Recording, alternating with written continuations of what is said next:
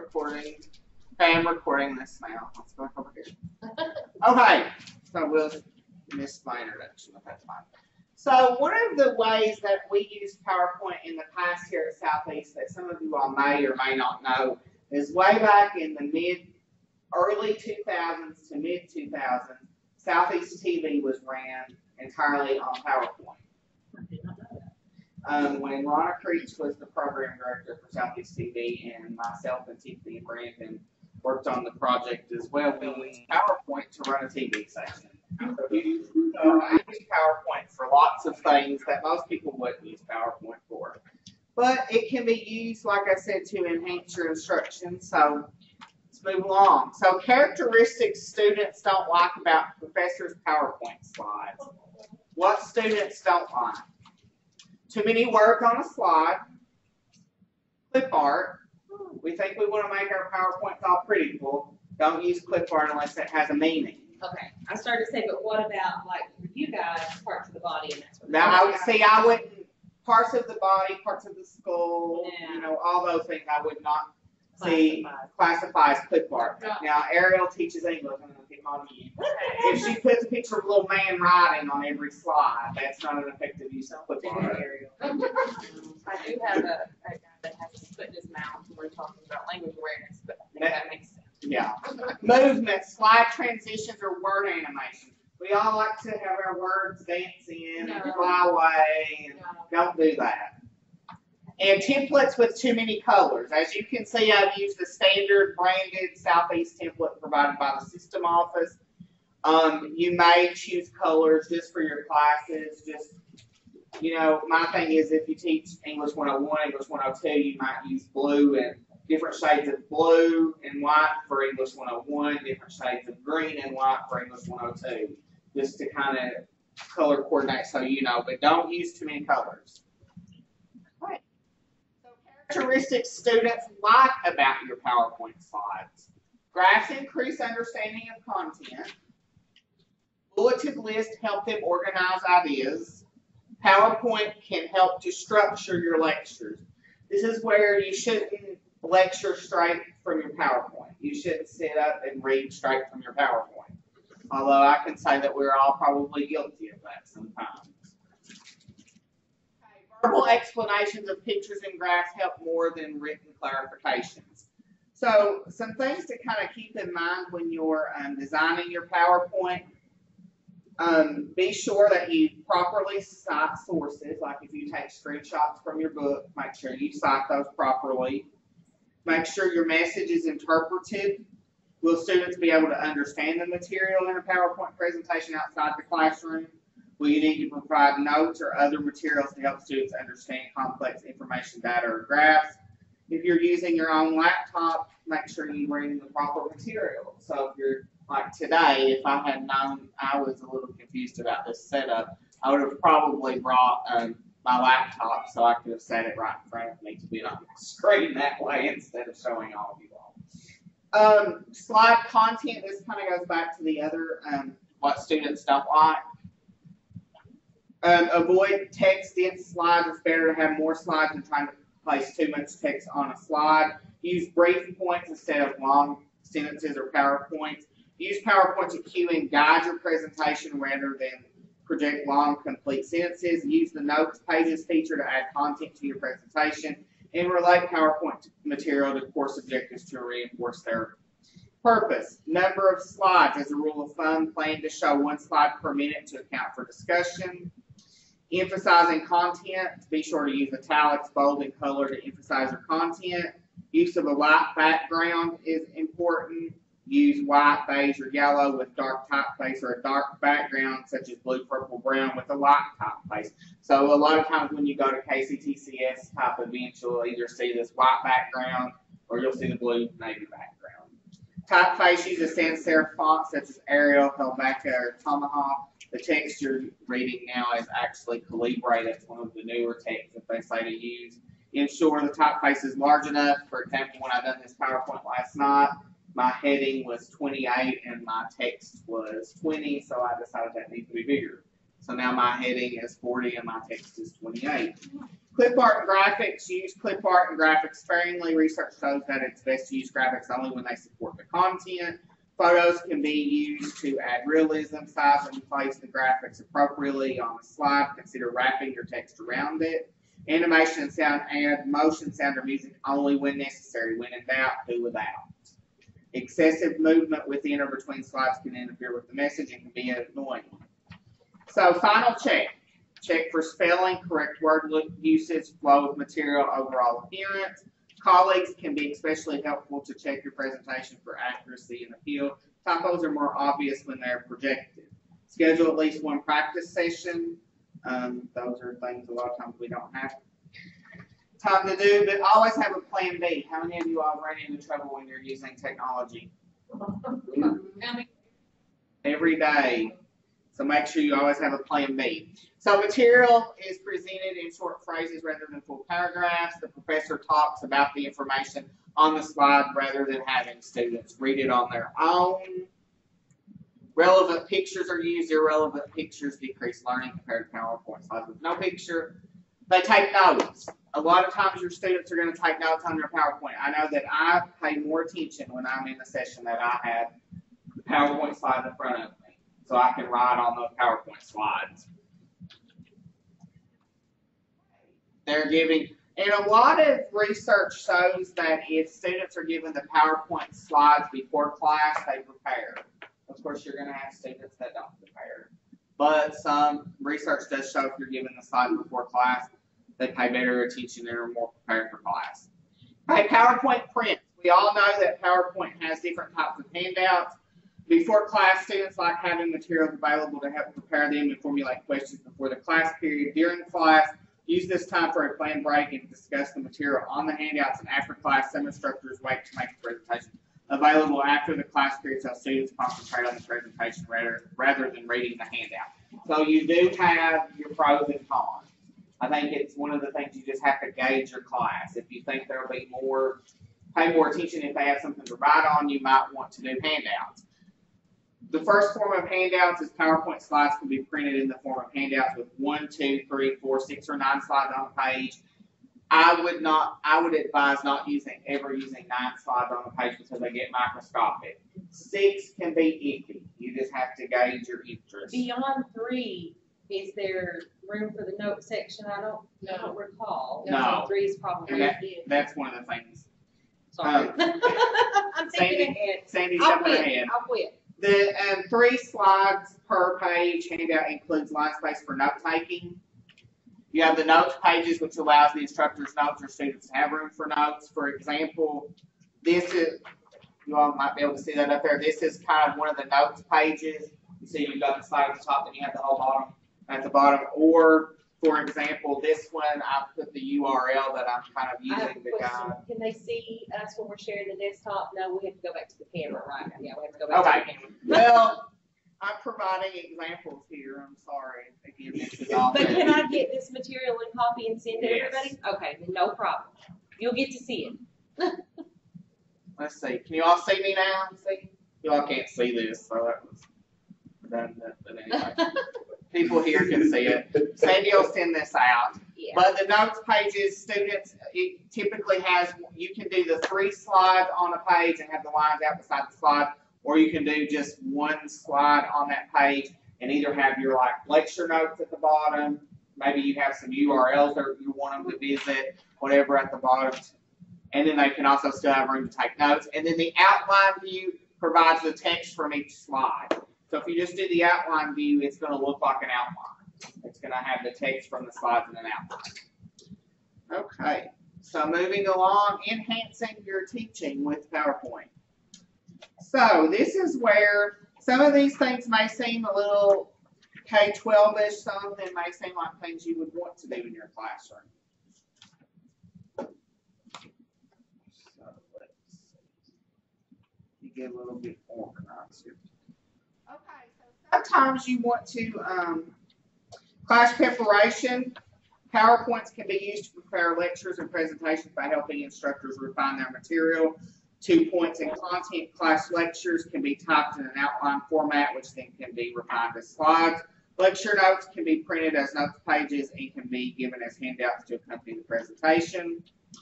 Students' learning preference. Using PowerPoint can address students' learning preferences through the projection of color, images, videos, shapes for visual learners, sound and music for auditory learners, and interactive slides which ask students to do something for your kinesthetic learners, which involve group or class activities where students can practice or review concepts. How many of you all knew that you could type on slides live, like if you're projecting? Did you know you could actually type on your slides while you're projecting?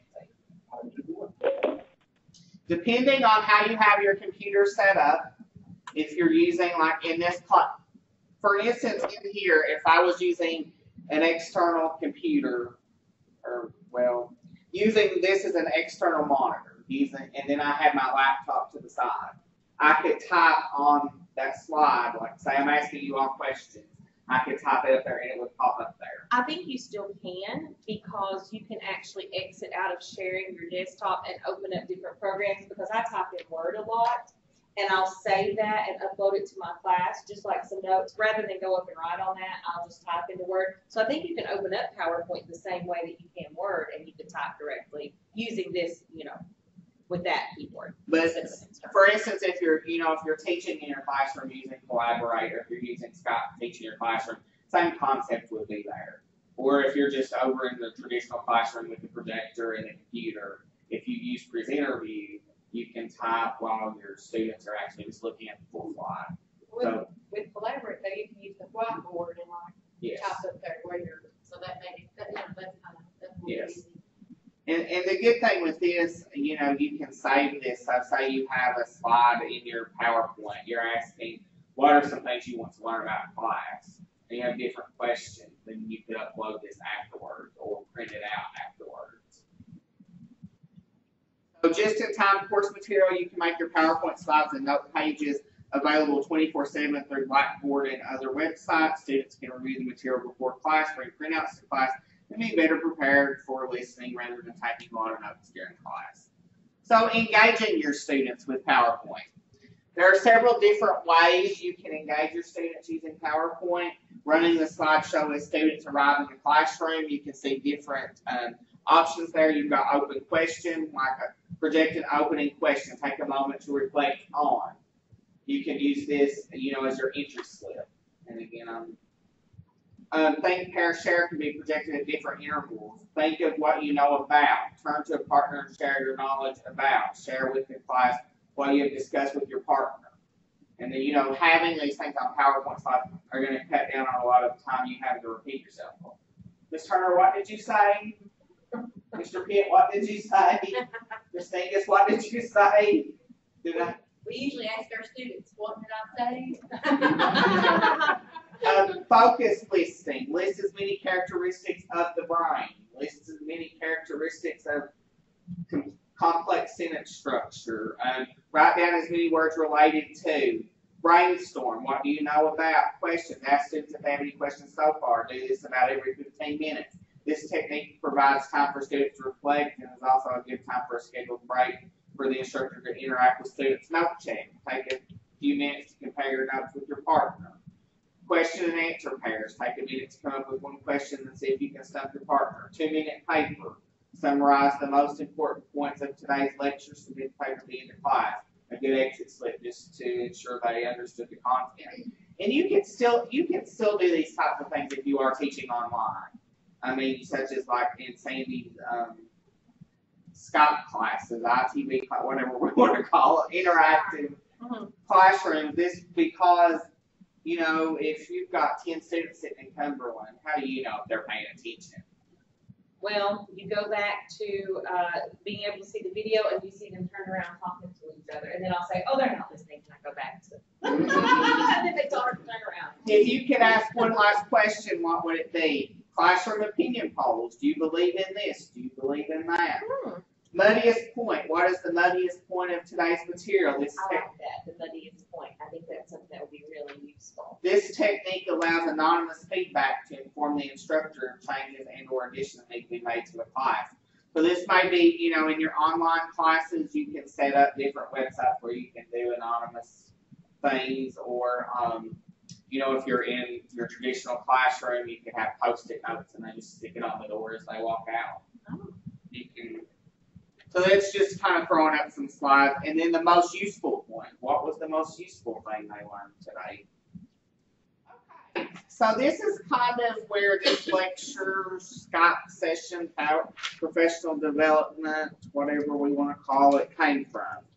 Someone asked about doing lecture capture. Well, as far as I know, unless someone knows something I don't know, Southeast actually does not own a lecture capture software. So PowerPoint can kind of be used to do the same thing as a lecture capture. So adding voiceover to an existing PowerPoint slides can be a great way to turn slides you've used for years into standalone clip content. The basic functions of PowerPoint are pretty easy to use, but it has many features that can take your presentation to a whole new level. The ability to supplement a presentation with voiceover or other audio is one such function. Adding your voice to PowerPoint slides can make your classes more personal. They're not listening to Jane Doe out in Africa or Australia. That sounds completely different than we do.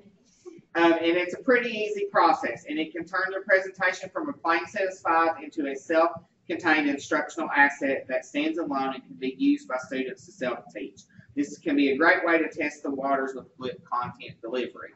So, for example, I know that you teach entirely online, right? Or a combination? Well, if we count Skype as online, then the answer is yes. So, like for me, of course, all my classes that I teach are learn-on-demand classes, so they're all online. So there's no actual instruction. Well, using something like a voiceover PowerPoint is going to kind of give you the lecture with the slides. And you're going to see some examples. But first, I'm going to tell you how to do this. So there's basic steps. Have the right equipment. Obviously, if you're going to do voiceover PowerPoints, you're going to need either a headset or a computer microphone. Create a new folder and presentation file. It's always good when you're doing these recordings that you create a folder, and it may be like week 1 lectures, and then say day 1, day 2, day 3, or however you decide you want to save them. Record narration tool, which is in PowerPoint, which you'll see, and then the recording. So have the right equipment. Obviously, I've already told you about that. You'll need a microphone to record your voice and a working sound card or integrated audio.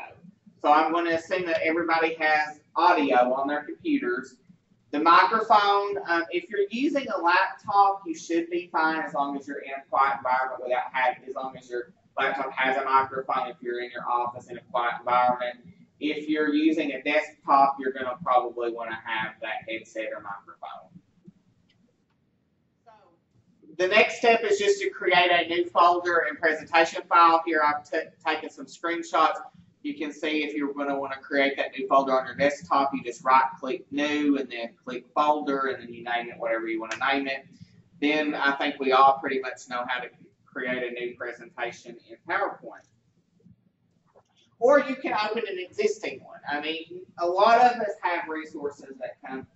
I know like all the textbooks I use come with PowerPoints already. And you may want to change those PowerPoints up a bit. You may have your own PowerPoint. Just you can use those to be able to record narration over them. I would just go back and check because some publisher PowerPoints can be too wordy because they're meant for students to learn directly from the PowerPoint. Some of them may not have enough information. So you just, use your subject matter expert abilities to once you've created your new presentation, you've got all your content in there, now you're ready to record. So you're going to use the record narration tool, which you can navigate over to slideshow, and then on the ribbon you're going to start recording from beginning, or you can start the recording from the current slide. Now if you're like me, you probably don't like the way your voice sounds when you record it, or you may mess up and need to go back. This is where I throw in, you will probably want to have a script, unless it's something you're passionate about, you can talk about it. It's good to plan how you're going to want to record this. For instance, if Delilah is demonstrating on a PowerPoint how to insert a training tube. I've been watching a lot of VR lately. she's gonna, you're gonna have your step by step by step, and this is where, you may not have a video of this. You're using slides. Step 1, you do this. So you may have your picture up there, and then you're gonna want to, kind of know what you're gonna say.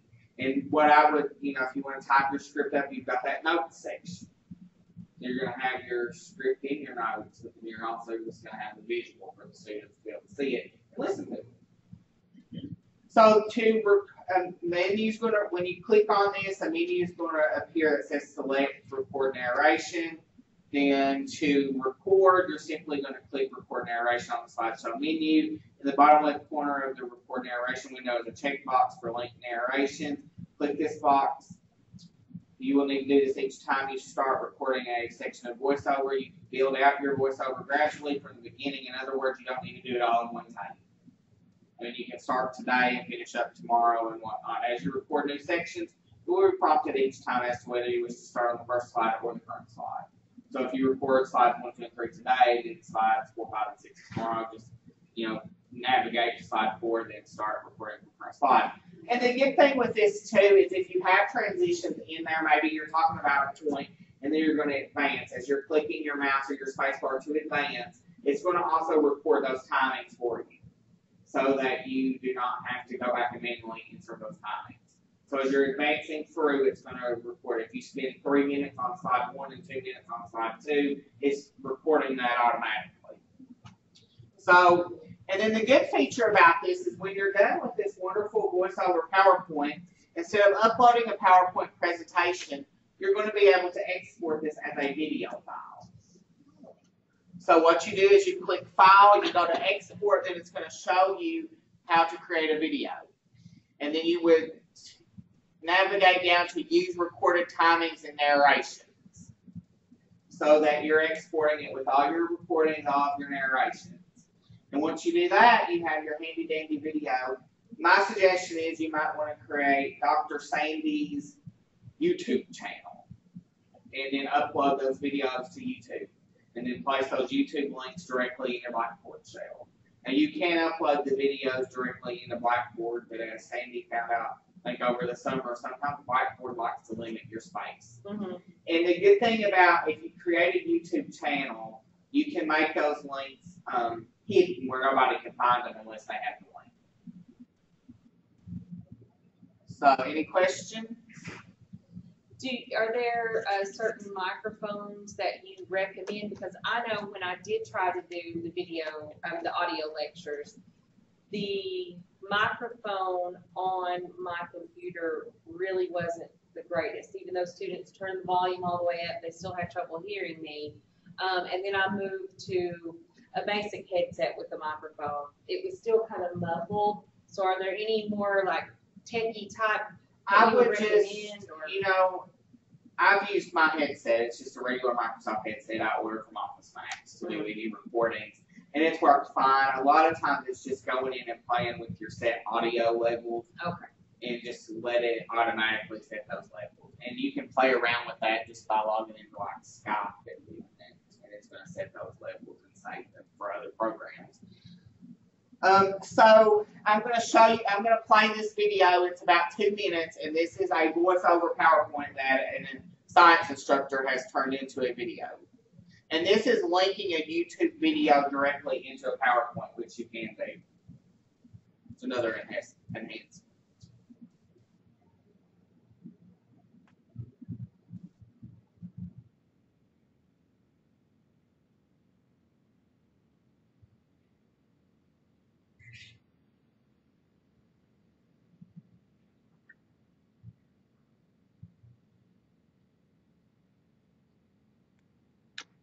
And you see this instructor is using lots of different things to enhance the content that we're talking about it.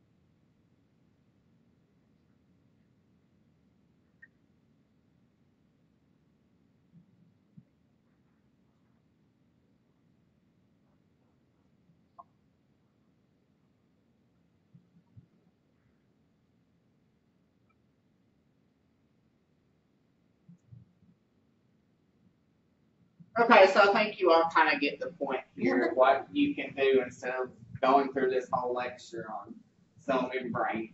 But it is important to note that if you want to record over a section you're not happy with, just record over it and your new content will replace your old content as long as you save it. Once you're done recording a part, hit the escape key and PowerPoint will ask you if you want to save the timings on the slide. Always choose yes as you complete each section of narration, save your PowerPoint. So once you do slide 1, if you need to take a break, grab your water, hit escape, and then move on. Once you've completed part of all your narration, play your presentation to watch it, hear it, you'll probably want to experiment with these steps in the overall process to get through your first voiceover presentation. But once you've done it once, you'll know what it takes to do it again. And how many of you all knew that you could do things like this with PowerPoint, like this guy in this video? Is that something new, something you had seen but didn't really know that you could do it? I didn't know that you could add the YouTube videos. I guess I might have known that those features were available, but I haven't. See, well, we used to be able to embed those into your PowerPoint, and now that don't put, like, YouTube don't, it's not supported anymore by YouTube being embedded. Sometimes they take your YouTube videos away. Yeah. They don't allow you to use them anymore. So what I done here was use just the embed the YouTube link, which if we can get out of it. So what I went to is insert video, online video, and then I just pasted that link in there. Now, sometimes some other websites you can embed videos too. Now you can also do video on your PC. So if your textbook comes with videos, you can upload it in there. And then also, it gives you the handy dandy tool up here. Once you insert something like playback, if this was a video that I inserted from a file, I could tell it what to play. Maybe you don't want to play a whole 15-minute video during your lecture. You only want from 2 minutes to 5 minutes to play. You can trim that down within PowerPoint. And then if you export this as a video, make sure that you have the start on to play automatically, so it will play. So I'm going to, so some other enhancements that you may want to use for PowerPoint is gamification. Like for instance, if you're doing a review. This is what's called a meaningful URL. That's not going to let me click the URL. See, that's when technology does not work correctly. Now let's see if I can click on it. So now it's going to let me click on it and show you some examples of game. So 4 easy tricks to do gamifications, and this is just using PowerPoint. You can create a Jeopardy game just by using different triggers and things within PowerPoint. This diagram explains the principle of the game. You have your home page, which might be slide 1, your answer page, which could be slide 2, and your question page, which would be slide 3. An example, we choose baseball food for 200, blah, blah, blah. Then you can get a step-by-step guide and download a pre-made template. So a lot of times you can find things like this for free that's already out there. That's one use of gamification. Or flashcards.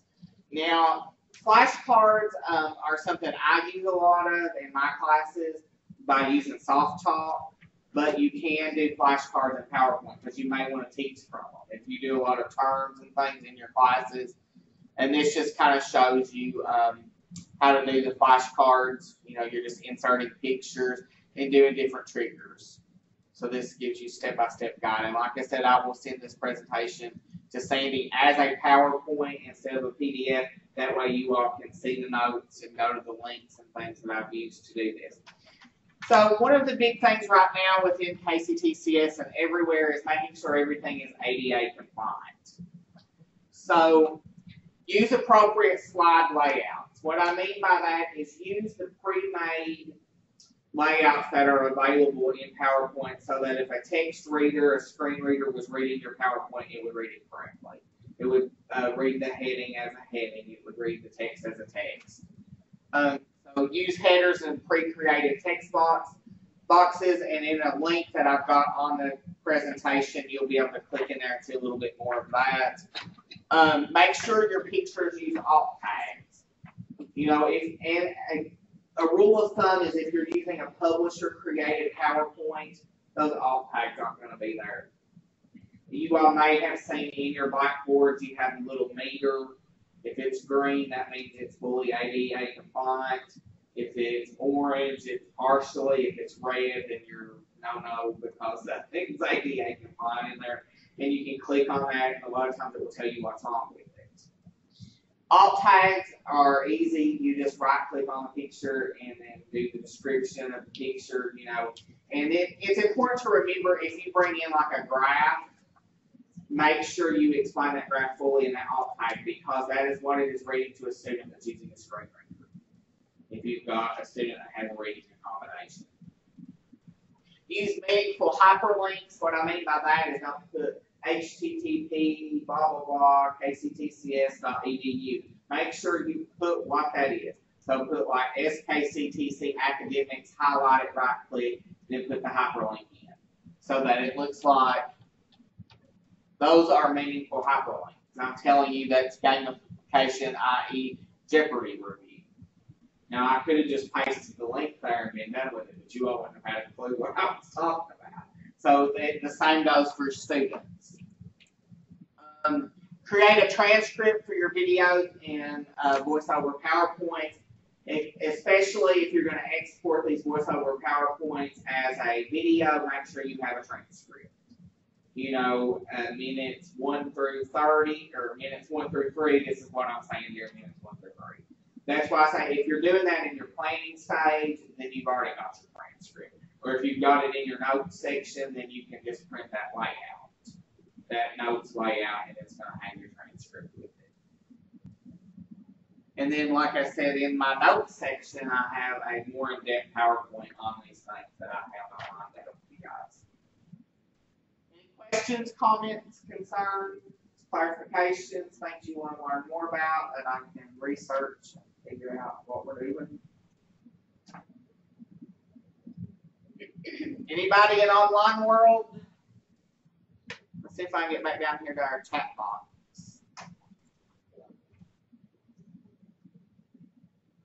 Jill, does that help you with what you were wanting to know how to do?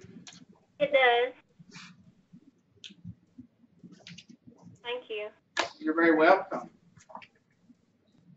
Anybody else here? Do you have time to briefly demonstrate how to do the alt tag for a picture in PowerPoint? Okay, so that's real simple, I hope. So like this is a picture, so I'm clicking on it, I'm going up to format,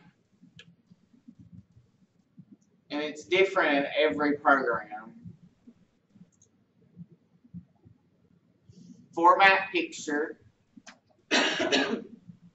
I'm clicking on the picture icons. Oh no, I'm not either. It's not right. Okay, here we go. I'm clicking on this little thing. Alt text, then title would be question, like for instance, thinking man, and then questions, comments, concerns. And now I have alt tag. And one handy dandy feature that's in PowerPoint and Word is if you go to option, no, not option, sorry, file, info, check for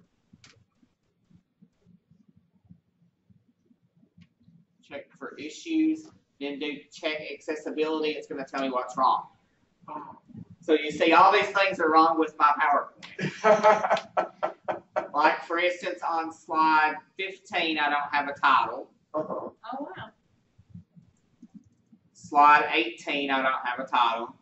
Slide 14, this picture doesn't have any alt text. So obviously my PowerPoint is not ADA compliant. Can you show us how you got to that? The accessibility checker one more time, please. Okay, so you're going to go to File, Check for Issues, Check Accessibility. And this is one of the things you can run on your PowerPoints. So it says I have audio. I was just playing around last night, so I don't really have audio on there. But it's going to tell you if you have audio, so you can, essentially, you're going to do the same thing on your audio. You go up to, you would right click it. Well, I thought you could right click. You should be able to label that audio somehow. But for some reason. You may have to be full screen to do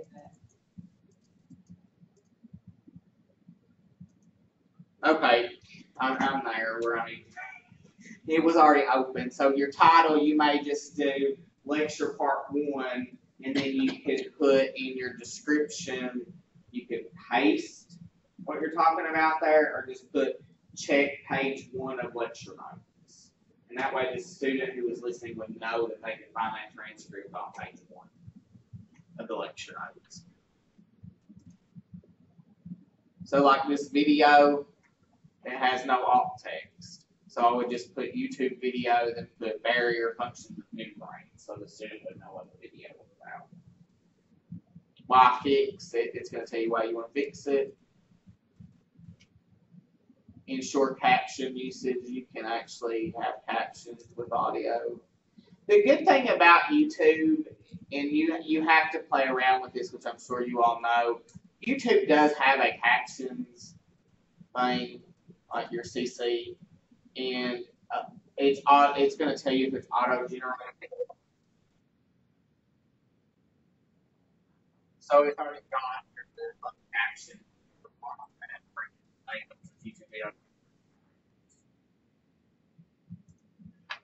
But it's the same premise if you're wanting to check a Word document that you would use. The accessibility checker the same way. So like, and just to kind of demonstrate, if I wanted to export this as a video, I'll just kind of go through the steps. So I'm wanting to record my narration, so I'm going to go start recording from beginning, slide animation and timings. You're going to want to make sure that's in there if you've got timings and things. And then there, so you can actually, you know, write on there just like you would a whiteboard if you decide you want to underline and highlight things and play around with it. I'm going to start recording.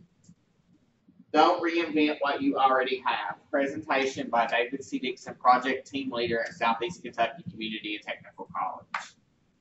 Session overview. The basic functions of PowerPoint are pretty easy to use, but it has many features that can really take your presentation to a new level. Characteristics students don't like about professors' PowerPoint slides. Too many words on a slide. Clip art. Slide transitions or word animations. Templates with too many colors. Now I can go back.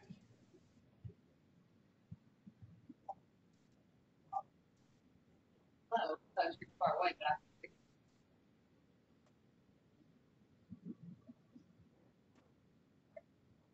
So it's recorded what I've done.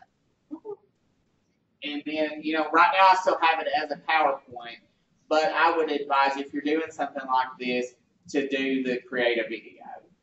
And here's where you can play around. I would do internet quality because you're putting it on the internet. And once you export it, if you don't think that internet quality is good enough or better enough or best enough, English teacher, correct me on my English. Any of them fine, we understood. Presentation quality, I think your internet quality is going to be best. And then, you know, you've got your options here. If you just say you just wanted to, don't use recorded timings and narrations, you can do that. I don't see anybody ever needing to do that if they're doing one of these. So that's just the gist. I mean, it's simple. It's just a lot of things that people don't realize that are there. It's like I didn't realize that there was an accessibility checker tool in Word and PowerPoint until I went to a training at one of the conferences I went to. So are there any more questions? If there are no more questions or anything else, I'm going to stop the recording.